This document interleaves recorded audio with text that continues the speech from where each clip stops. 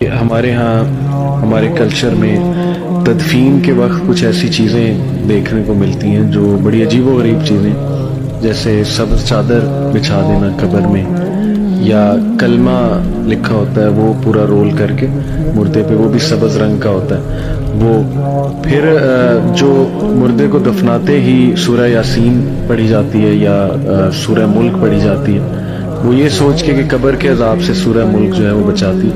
یہ احادیث سے یہ ساری چیزیں ثابت ہے. اور کیا نبی صلی اللہ علیہ وسلم سفارش کریں گے قبر میں؟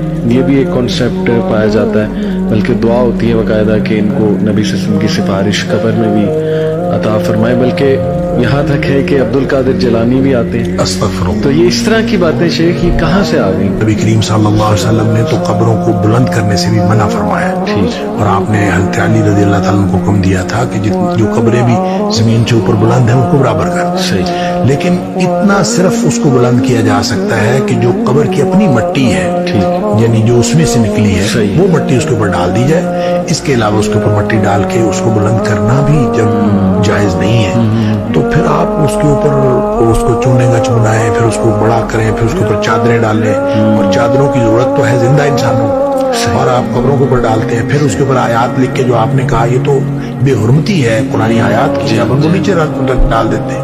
تو یہ ساری چیزیں جو ہیں ان کا کوئی تعلق شریعت کے ساتھ نہیں ہے، دین اسلام کے ساتھ کوئی تعلق نہیں.